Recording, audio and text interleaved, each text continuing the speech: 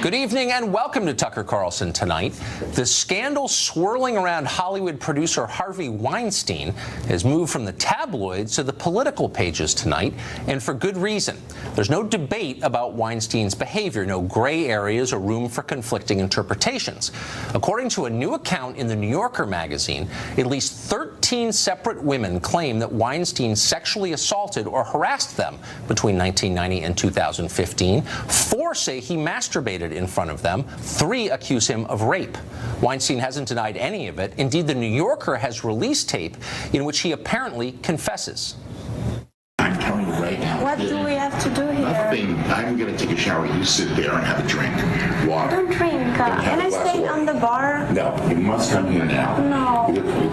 Please. No, I don't want to. I'm not doing anything with you. Now you're embarrassing me. I'm sorry. I cannot. No, yesterday was a kind of aggressive for me.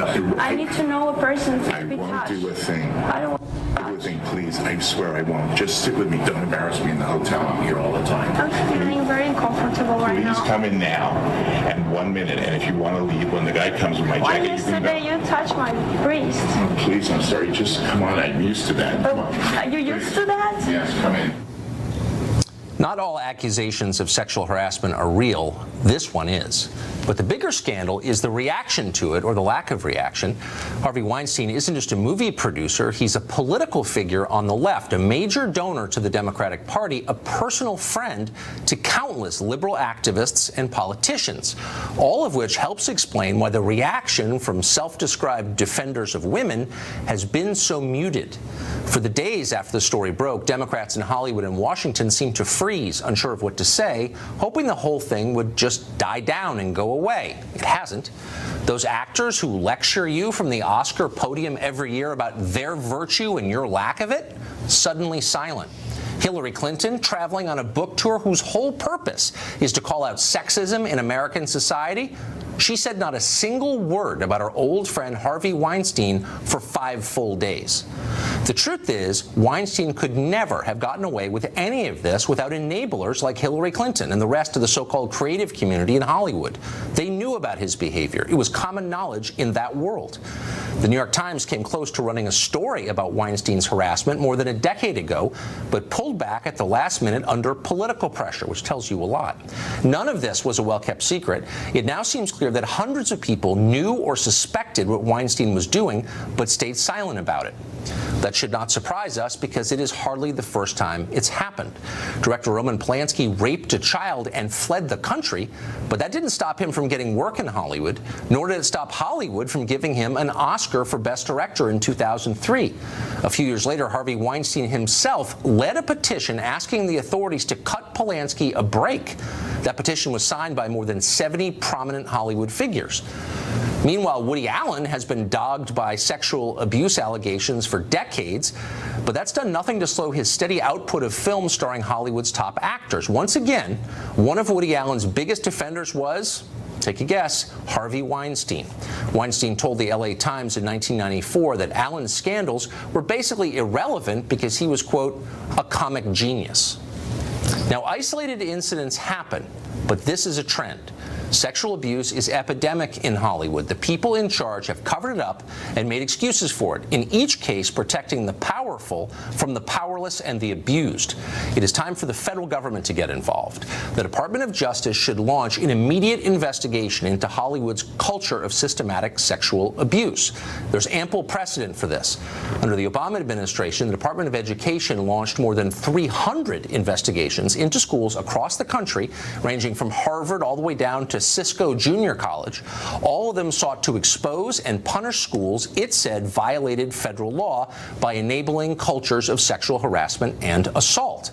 The Department of Defense, meanwhile, has spent years trying to root out sexual assaults in the armed services. When Jerry Sandusky's crimes were exposed at Penn State, the federal government launched not 1, but 2 investigations into the failure of the school to discover and report his abuse. For years, Democratic senators have taken the lead in condemning institutional sexual abuse. They've held hearings, press conferences, issued statements.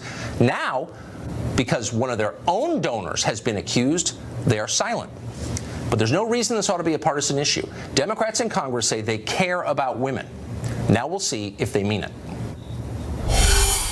Joining us now is the host of The Ingram Angle, a Fox News show that premieres, and we're grateful that it's premiering on October 30th. It'll be at 10 p.m. Eastern, right here in the same building, by the way. Laura's also the author of a new book called Billionaire at the Barricades. Laura Ingram joins us tonight on the set. Good to see you, Tucker. Great to see you, Laura.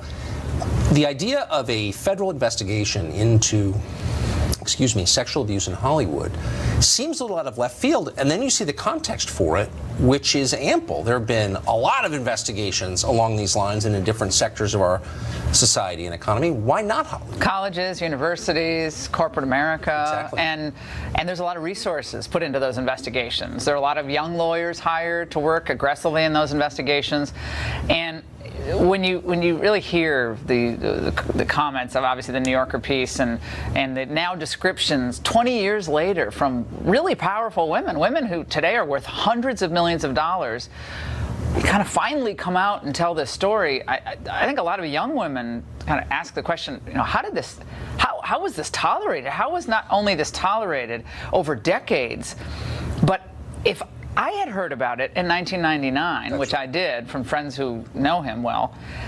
I didn't even, who am I? But I knew about it. So if I knew about it, everyone knew about it. So this idea that, I'm shocked, I'm appalled. Come on. But how could this have happened there? This didn't take place in some Trump voting zip code in West Virginia. This took place at the very center, the beating heart of American liberalism. In feminism, American feminism. Where this is all about women are strong and powerful and diverse, and isn't this great to have women in all these positions? And first of all, women aren't in a lot of positions in Hollywood. They're not in top executive positions. I do think the way age is used to disqualify women from roles is disturbing. I frankly do think it's disturbing. And I think the pornification of the culture at the hands of a lot of these executives is something that our kids are dealing with, the fallout of that we're going to be dealing with for generations. This has been going on for decades. So I can't imagine anyone's really surprised by this. But how can you say with a straight face that you care about women when you abet and excuse and hide behavior like this against actual? Yeah, but that went out the door, didn't it? With Roman Polanski, it went out the door when Bill Clinton raped Juanita Broderick, according to her, and she was a very extremely credible woman. Kathleen Willey, obviously Paula Jones. They stood by him. He was in the Oval Office with a 22-year-old girl. But then why do they still wield moral authority when? Well, they don't. Trump's called them out. He's called them to the carpet on this stuff, and I think. But they intimidate the hell out of corporate America. Well, they do, and they throw it back on Trump because of the Billy Bush tape and all that. But I think women now today, especially today, they've gotten stronger, they've gotten smarter. I hope after all of this, when we say, well, let's have a conversation, let's have a real honest conversation about how all of this goes down, and how when you have power and you have money and you have an Oscar dangling in the background, you can get away with a lot. Yeah, and when you're giving money to the politicians. And frankly, there are men and women who knew this was going on for a long time. What I find confusing, though, is here you have Michelle Obama on tape describing Harvey Weinstein as a wonderful person. Now, even if you didn't know, I worked for Harvey Weinstein briefly. Not a wonderful person. That was really obvious. She sends her daughter to intern for him, and then for 5 days, the Obamas say nothing. How can that be? Well, can you imagine if the shoe were on the other foot? They would be dragging Republicans through the mud every day. Where is your moral conscience? How about Jimmy Kimmel? Jimmy Kimmel has the self-anointed moral conscience of America. Trashing Trump after the Charlottesville, Obamacare, whatever it was. But on every issue now, he's the pundit of the day. It took him a little time to come along to commenting on this as well. So, look, if you're going to be holding yourself out as this moral arbiter, okay, then I think everyone's flawed. I think there are a lot of hands that are unclean. I agree. To use a bad analogy, yeah, but that's not something you hear from the Oscar podium. Yeah. You've written a book called Billionaire at the Barricades, which I think is really smart, and it puts the last election into a context, a continuum in American politics. How do you describe it? It's a conservative populism that obviously Ronald Reagan really tapped into in 1976. Even Richard Nixon, when he talked about the silent majority, a return to law and order, he was very concerned about big media, big business. The bigness of corporations, political structures, bureaucracies, when those grow, individual freedom retreats, and we all become less free and less independent. So Donald Trump tapped into that long strain of conservative populism, which in the modern day was really invigorated by Reagan. And we really have not had a national victory since 2004, before Trump came along. George Bush went off the rails in 2006 with Harriet Miers and immigration amnesty, and Ted Kennedy, working with Ted Kennedy on the the Medicare Part D. So he went way beyond where I think people thought he was originally going to go, which was kind of a more pragmatic, a slightly populist conservatism. But Trump saw that opening and he just took it, and that was really smart. Then if this is part of a long-standing tradition, and I think you make a really compelling case that it is, why was everyone in Washington so confused by this? Well, they were stunned. Like, well, this guy won because of the Russians or Comey or Hillary's a bad candidate. What they didn't understand is that he won actually because of the issues. He was a little brash and sometimes he's kind of a wrecking ball, but the people were so sick of being kicked to the curb on issues of trade, deindustrialization in the Midwest, open borders, constant military intervention at the hands of Republican presidents, that they're like, look, he's our bully. We need someone to bully the bullies. And Trump came along and said, look, it's going to be America first in trade and foreign policy and deregulation. I'm going to put your interests first. And that was like startling for people to hear. But why would it be? I mean, I think it's a brilliant book and it's a really smart point, but it also, if you think about it for 10 minutes, you might come to that conclusion. Why did nobody? Yeah. Well, because there's a lot of money involved. Back to money. Money talks. Yes. And big donors with big interests like to keep wages low in the United States because they make more money. And from Margaret Thatcher to President Reagan to Donald Trump, they knew that if you crush small business in the United States, if you crush that middle class, the working class spirit that I came from, you crush that for long enough, something's going to blow. Yeah. And something is going to erupt in politics. And Donald Trump erupted onto the scene, and we'll see if he can take this over the finish line. There are a lot of barricades in front of him, that's for sure. I can't believe you're coming at 10 o'clock. That's going to be great. We're going to have fun. We're going to pass, like, we're not going to do the football, the Hannity football. I already told him we're not going to do that. We're going to have to pass something from box to box. That's going to be awesome. Laura Ingraham, thank you. Good to see you. Hillary Clinton acts like a crusader against sexism. Of course, she's on book tour talking about it right now.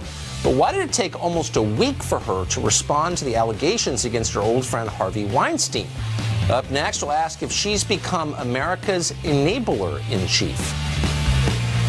Plus, it's been more than a week and we still know virtually nothing about the massacre in Las Vegas. Police can't even keep their basic timeline of events straight. It just changed again. What is going on? Something is going on.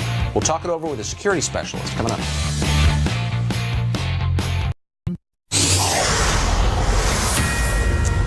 I want to begin with a Fox News alert. Wildfires are consuming California wine country tonight. Fires in Napa, Sonoma, and Mendocino counties have killed 15 people, destroyed about 2,000 homes, and forced tens of thousands of residents to flee.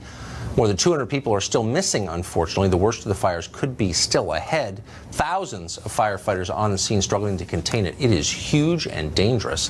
The cause of those fires still under investigation. Arson has not been ruled out. We'll continue to update you on this sad and big story. Well, Hillary Clinton, as you know, if you have a television set, has routinely represented herself as America's great crusader against sexual harassment and abuse. The whole world heard him talking about the terrible way he treats women. It is not enough to condemn campus sexual assault. We need to end campus sexual assault. We don't want a president who demeans women. I take on the issues of sexism and misogyny and talk about it because we need to pull it out and put it in the bright light. It's odd, then, that Clinton was so very slow, so slow that someone for her aides commented on it in public, in responding to the reactions against Weinstein. After 5 days, Clinton finally released a statement saying she was, quote, shocked and appalled by the allegations. CNN's Aaron Burnett pointed out that, quote, HRC spoke for 90 minutes last night, didn't mention Harvey Weinstein. She didn't give women a pass for not voting for her, but she gave him one. Maybe we shouldn't be surprised, though. In two of the biggest sexual harassment scandals of the past 3 decades, Bill Clinton and Anthony Weiner, Hillary Clinton was right in the middle. What's a third scandal where she failed to step up? In fact, she may be the enabler, it turns out. Richard Goodstein knows her well. She advised both of Hillary Clinton's presidential campaigns, and he joins us tonight. It's a little weird, don't you think? I'm not Sigmund Freud or anything, but someone who has made her signature issue, the treatment of women, is married to Bill Clinton. Her chief aide is married to Anthony Weiner, and one of her closest personal friends is Harvey Weinstein. What is that? Well, I mean, first of all, the premise for many of the points you just made in this build-up, frankly, were inaccurate. Let's take one example. Let's take one. He said she was in the middle of the Anthony Weiner scandal. Anthony Weiner went to jail for virtual intrusions on women. Donald Trump bragged about walking in on naked underage women. No, he bragged about it. He bragged about grabbing women. Trump, look, I'm not here. Wait, stop. But I'm not here to defend. I'm not here to defend Trump. Good. But I'm not a nationally famous feminist who's scolding the rest of us for mistreating women. She is, and that's a fair description, and you know it. Why the hell does she have the authority to speak like that when she is married to Bill Clinton, who has been credibly accused of sex crimes for real? She was close to Anthony Weiner by both of their descriptions, and her friend Harvey Weinstein has been accused of rape by 3 people, and she says nothing for 5 days? Well, what is going on? Sincerely, what's going on here? Truly. Okay, first, this outrage would seem more genuine if the same outrage from the same people had been voiced when Donald Trump, again, bragged about sexual assault, okay? That's fine. I know Look, it's not a Trump then you segment. can call me inconsistent or whatever, but it's not about me. I'm asking a question about her and the standards that she has set forth for the rest of us. What is going on? So last week, when she spoke out against guns in Las Vegas, she was accused on this network, because I was on a segment about it, of coming out too soon. Now she's being accused of being too late. Look, there are life and death issues which Hillary Clinton talks about, which includes Puerto Rico, and includes climate change, includes gun safety, includes little things like nuclear war, okay? The fact that she didn't come out exactly when you would have wanted her to is hardly a crime. That's a dodge, okay? I mean, let's be real. This is her signature issue, the treatment of women. She ran as the first credible female presidential candidate to break the glass ceiling. She blamed sexism for her loss. She has, as we played in our clips, repeatedly lectured the country on its mistreatment of women, and men like Harvey Weinstein in particular, for sexually harassing women. So it's not like it's not the law of the sea treaty. It's not totally out of left field. This is exactly where she lives every day. Right, and when she did come out against it, what he did, incidentally, every single Democrat has distanced themselves from Harvey Weinstein, unlike every single Republican who stood by Donald Trump. Steve Bannon said, but had Kellyanne Conway not been there, that would have been lost. So Look, you're saying, I mean, I guess I'm just a little bit confused, because I sincerely thought this was the one issue she really seemed to care about. I don't think she's a genius or a profound abstract thinker, as I've said, but I think on this issue, the treatment of women, it seems heartfelt. She talks about it in every speech. Right.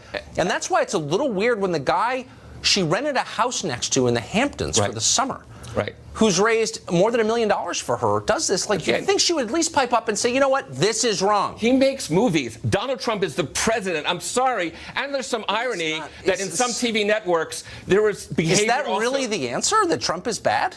No, of course, two wrongs don't make a right. Oh, because you seem to be arguing that they do. No, I'm just suggesting this outrage is faux outrage, because we didn't hear a word of it. It's actually, when it came to the guy. In my case, it's not so much outrage, it's confusion. Like, how can you have a party that claims to protect women when here you have a rich and powerful person abusing the weak, and then defended by a larger group of powerful people, including Hillary Clinton? No. How does that happen? But it's the defended part. Every single Democrat that's been heard on this has said, here's your money back, we're giving it to this charity or whatnot, in contrast to every Republican who stood by Donald Trump, accused of virtually but by your own standards, you shouldn't be surprised, because the Republican Party is the party that's waging a war on women, but the Republican Party is the Democratic Party is its natural home, the party that protects them. I just find it, let me ask you a really simple question. Sure. Do you sincerely believe that in the 25 years she's known Harvey Weinstein, Hillary Clinton never heard one rumor about his treatment of women? So Meryl Streep, we take as a credible person, said she didn't. She's actually in the movie industry. Hillary Clinton wasn't. Julianne Moore, in the movie industry, said she never heard a word of it. And you have to assume the Obamas knew, and in the face of knowing, put their daughter in there. I understand people don't think sort of things through very well, but to suggest that is a level of adult thinking that I don't even think. I'm just suggesting that if you if you fancy yourself a moral leader, and the Obamas and Hillary Clinton certainly do, then you ought to call it as you see it. And they did. 5 days when the later. evidence came out. Let me ask you this. within 5 Would you days. support a federal investigation into the culture of sexual abuse in Hollywood? I would support looking at any number of. Are we going to look at TV networks as well? Yes, we've already had federal investigations into TV networks? all kinds of TV news networks? Seriously. Look, you have this. So you're saying that there needs to be a federal investigation of TV networks in order to investigate Hollywood? What are you saying? Why wouldn't you support that? Here's what I think. I think this is not going to be responsive, but it's what I actually think. I think Donald Trump is going after the courts. I think he's going after the press. And I think he's going after black athletes. And now Hollywood. Hallelujah. He's got his enemies list. But it's not. Trump has not said word one about this. I'm suggesting. He did. He said, I've known Harvey Weinstein. And why is he hold not? on, stop. I'm asking you a very simple question. Please. We saw investigations into a range of higher institutions of colleges. Yep. On this basis, why wouldn't you support one into Hollywood? I don't think because they're donors? I don't think we've seen investigations of institutions of higher learning because some professor abused his students. I really think that's because there was sexual abuse. That was the allegation. The military, same thing. So it's okay to investigate the Marine Corps, but not Miramax? Like what? No. I'm just saying I don't think we've had a single person's misdeeds. You guys will rise to defend this. your donors at all costs, I notice. There are 100 I should donors to Donald I should Trump. be a Democratic 100 donors to Donald donor. Trump, bigger than You can what do anything when you're a Weinstein was. Democratic donor. Well, thank you, Richard. Appreciate it. After more than a week, facts remain elusive in Las Vegas. In fact, they're changing. There's no motive. Police don't even have a stable timeline of events. What is going on here? Something is going on here. We're going to talk to a security specialist about it next. Well, the mystery of the Mandalay Bay massacre grows deeper and more confusing. A week ago, the FBI avoided rushing to suggest a motive. They said, emphatically, they needed to wait for hard facts to come out. We like to deal in facts. So theories are great, and everyone can have a theory. But I need to deal with facts. The sheriff needs to deal with facts. We're reliant on that to do our jobs. And so that's what we're going to focus on. It was more like a scolding than a statement. And yet, after a week, even some of the established facts turn out to be completely false, weirdly so. Last night, police dramatically revised their timeline of the shooting. They said that Stephen Paddock actually shot a security guard 6 minutes before he began firing upon the country music concert. That's the opposite of what they first told us for a week.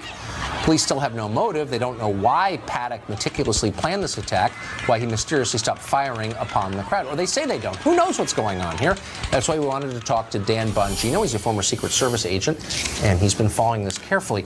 Dan, I don't think I've ever seen anything like this. That's not just an ancillary fact, a random fact of no significance. That's a central fact, because the original description, the timeline was this. He fires on the crowd. The security guard approaches the door. He stops firing because he sees the guard, shoots the guard, and then additional law enforcement come up. But that's not what happened at all. How could they have gotten that wrong? Well, here's a little inside baseball here on how these investigations probably work and how they likely messed up the timeline here. I remember a credit card case. I had a credit card fraud case where the video camera in the store where we had seen one of the big fraudulent activities occur didn't marry up with the time on the actual credit card receipt. It's not really that uncommon. The problem, Tucker, I think here is in an era where distrust in government is notoriously heavy, I think you have to be really careful. And this is not, listen, I'm not Monday morning quarterbacking anything. We can all agree they're doing the best they can. But you have to be very careful with social media and a 24-hour news cycle, putting those things out there because it's, with this mistrust in government, people take it as, oh, are they hiding something now? And I don't think they are. I just think it was just an error. And that's what happens when the cell phone tapes and the casino cameras probably didn't line up. I just don't see how they could have made that error, and I'm not convinced they're doing the best they can. I'm unsure of that. I want to believe in law. I mean, I obviously support and love law enforcement. I'm not against law enforcement. But how could they have gotten that wrong? So what they're telling us now is that before a shot was fired, that Paddock shot, I think Campos was the name of the security guard. So, yeah. I mean, the security guard would know that. He either came to the room because he heard gunfire or he didn't. So I don't know. How could you get that wrong? Unless I'm missing something, which I might be.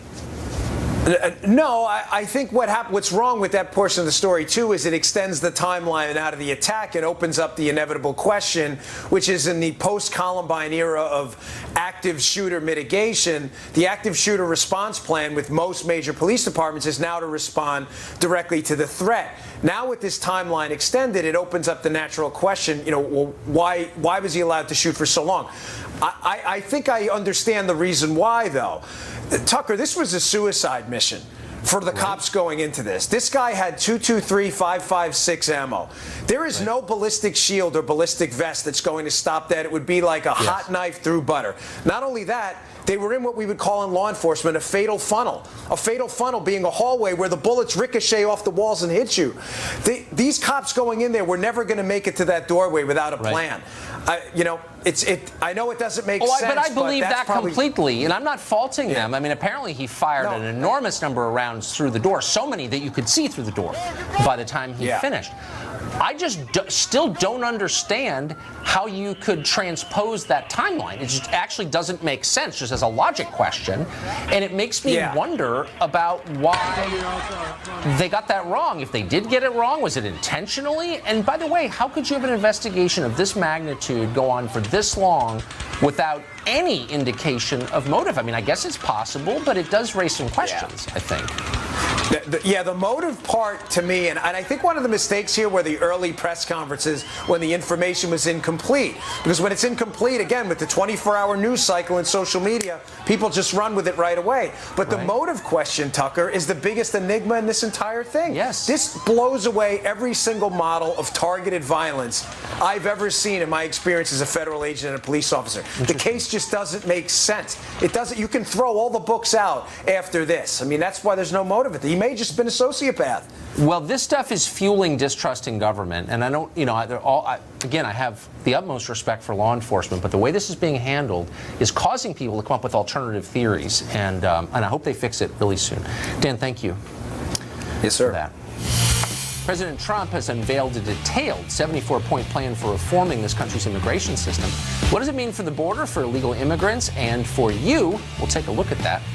Plus, British politicians are trying to derail a school tour by Katie Hopkins, the Daily Mail. Up next, she joins us to discuss what exactly they're so afraid of. Stay tuned. Well, the administration has unveiled a 70-point plan that, if passed, would dramatically overhaul our immigration policy in this country. The plan calls for building a border barrier, a wall, making deportations easier, particularly of criminal aliens, and creating a new system of legal immigration that prioritizes people with skills rather than just letting in extended family members on the basis of blood ties. Well, in return, the Trump administration says it's open to granting legal status to DACA beneficiaries.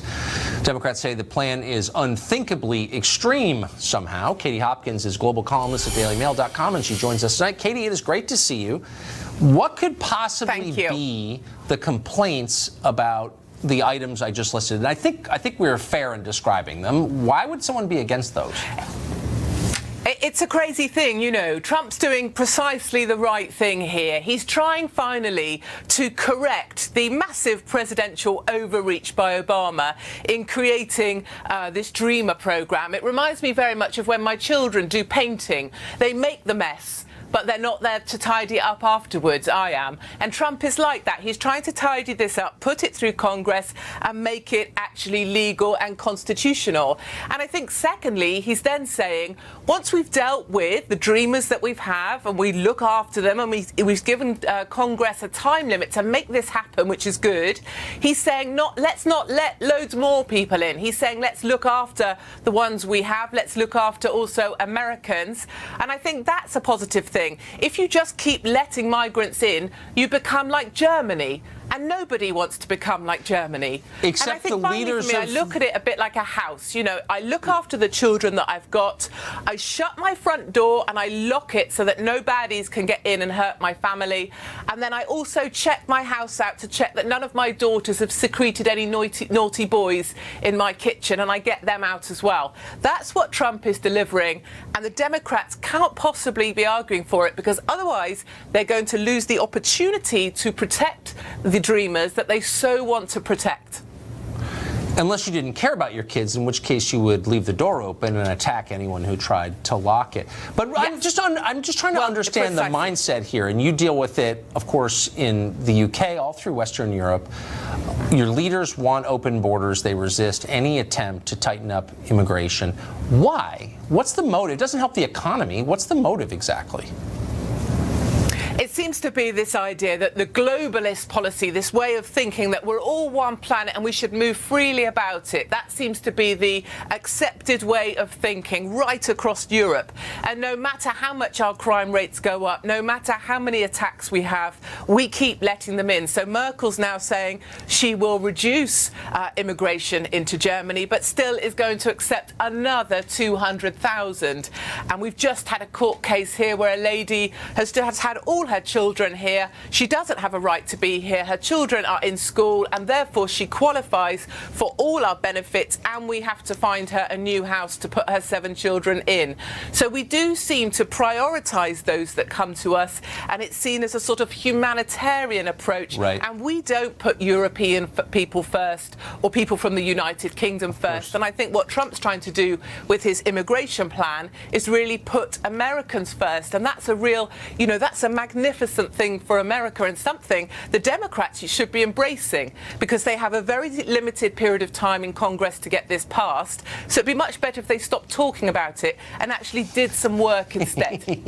The one thing both our continents have in common is our leaders really don't care about the people who live there at all. So you've announced plans to go on a tour of British schools and deliver a series of lectures on terrorism. A lot of leaders in the UK are calling on schools not to allow you on campus. Are you going anyway? Yeah, so I get loads of emails from parents and from young people, my kind of 17 to 24-year-olds. They write to me because they don't get to say what they think in school anymore. In British schools, they teach that Trump equals hate. So they work that out, that Trump has a Muslim ban, that's intolerant, and therefore Trump equals hate. So they teach that to children aged 6 and 7. So I want to go around British schools. I am going around them in November 2017. It's the Stand Strong school tour, and it's not about terrorism, Tucker. It's about asking children and students, so before they get to university, to stand up against being brainwashed by liberal teachers, and to really ask them to be taught, how to think, not what to think. But unfortunately, of course, the government's come out against it. The Welsh Education Secretary has come out and said I shouldn't be allowed on campus. I've been banned by a city council altogether. But parents are now coming up because they want me to come into the schools. But I think my main message is that it's just because I'm a conservative woman, and I think also being white doesn't really help. I think if I was a transracial pescatarian with a diploma in Islamic studies, I'd be incredibly welcome across our left-wing schools all over the UK. I wouldn't be surprised. Katie Hopkins, thank you for joining us, and good luck on tour. Tell us how it goes. Thank you, Tucker. President Trump calling for the NFL to lose its privileged status in American law. We'll talk about that with an author of a new book on the president's life philosophy. Plus, we'll show you the latest haiku from CNN's poet laureate, Chris Cuomo. If you missed that, you will be diminished. So don't. We'll be right back.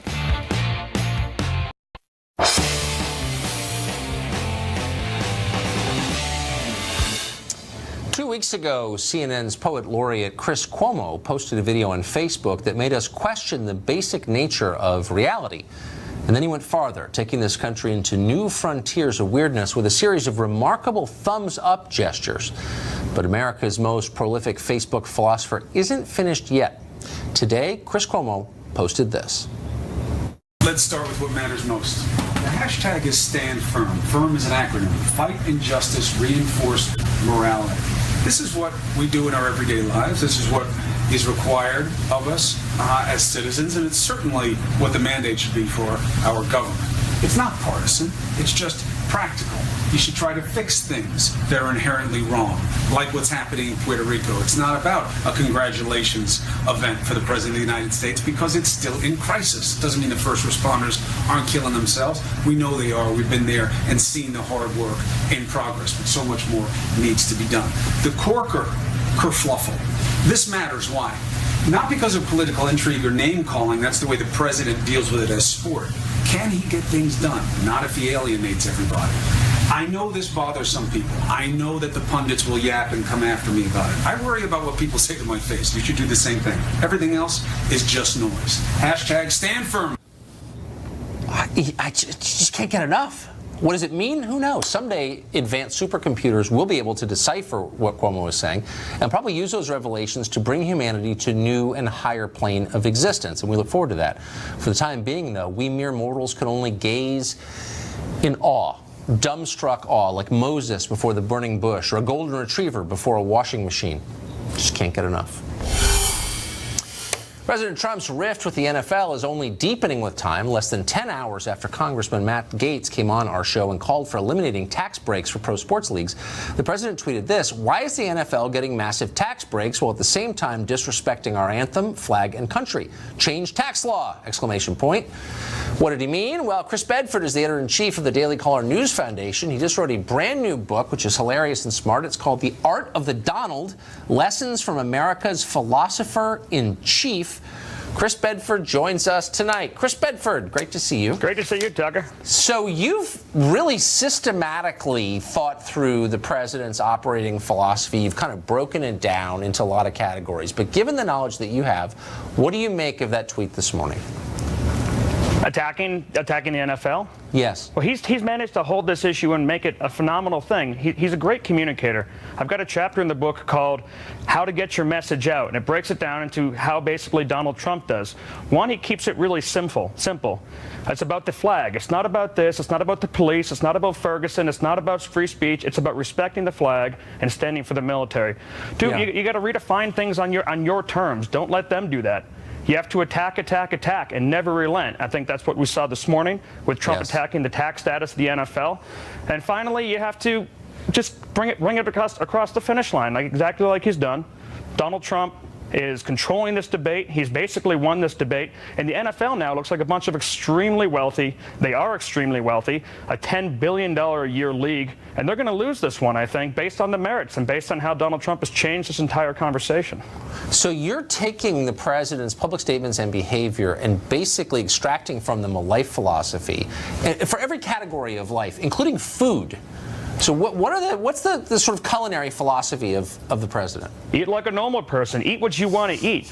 The entire time, Tucker, when we were following the candidates around Iowa, New Hampshire, New York, you see John Kasich trying to eat this nasty food out of a deli with gravy going everywhere. You see John Kerry trying to eat pizza with a fork and knife or get the wrong cheese in his cheesesteak. You never saw that with Donald Trump. We saw Donald Trump walk into a steakhouse in New Hampshire, and we saw him the next morning walk into a diner in New Hampshire on Election Day and a fancy Italian suit with a red trucker hat on, and all these working class folks and New Hampshire voters who were there to see him, they fell in love. And after the cameras were over and after you and Fox and Friends had moved on, he still sat there eating pancakes and yucking it up with these people because he's comfortable in his own skin. He'll eat fast food, he'll wear a nice suit, and no one ever doubts him for that because that's who he is. He's a legitimate person, and it's not poll tested. No, it's not. He eats Three Musketeers, which I judge a little bit. I mean, I obviously go with Snickers, but whatever. Interesting. So do you think if you applied the lessons that you've taken from his life, that you'd be more successful? Like, what would you be like if you put the Trump life philosophy into practice? I think you'd be much more successful. The reason why Trump, I think, is so successful is he hasn't started out with a lot of the same great strengths that he did against some of his opponents had. For example, Jeb Bush, he had millions of dollars, he had all the consultants you could need, he had the ground game, he had the ad game. Donald Trump didn't have that stuff. He decided to go a different route. He decided to change the game. He threw out the rule book. Pundits and politicos and politicians couldn't figure out a single step of it, and he beat them. And everyone says, and it's true, he started out with some money when he came to Manhattan. He didn't start out with skyscraper Manhattan money. He started out with outer boroughs real estate money and some political connections. Everyone doubted him. He broke the rules. He made it his own way. He built glass higher than was expected. And because of that, Donald Trump, by going around and capitalizing on his strengths, has managed to rise to the most famous person in the world, a big goal of his, president of the U.S., head of the GOP, a billionaire with a good family. There's some lessons to learn. He liked your book. He tweeted about it this morning. I think it was his first of a wave of early morning tweets, but it was about your book. Chris Bedford, author of the new book on Trump's life philosophy. Great to see you. Great to see you. Coming up, the FBI has declared a new type of extremism in America, a whole new category. We'll tell you what it is next. The FBI says there's a new terror threat in America, and it won't surprise you if you've been paying attention to the number of police officers assassinated in the last few years. It's on the rise. In a new report by the FBI's Anti-Terror Division, agents warn that America faces a new domestic terror threat from, quote, black identity extremists who become violently radicalized against the police since the death of Michael Brown in Ferguson 3 years ago, an event that was relentlessly politicized by the Obama administration. The report says those extremists, quote, proactively target police and openly identify and justify their actions with social political agendas commensurate with their perceived injustices. In other words, the political rhetoric of Black Lives Matter now flows from the barrel of a gun, and that's a bad thing. It also makes you wonder why so many Democratic politicians endorsed that group. Words matter. That's about it for us tonight. Tune in every night at 8 to the show that is the sworn enemy of lying, pomposity, smugness, and groupthink. DVR it if you haven't already. Tomorrow night, a great show, big show. The great Mark Stein is our guest. We'll also have a man who is taking on Maxine Waters in her congressional race. You want to hear from him. He campaigns with a mariachi band, and they'll be here too, because you can't make it up. Good night from Washington. Our friend Sean Hannity in New York.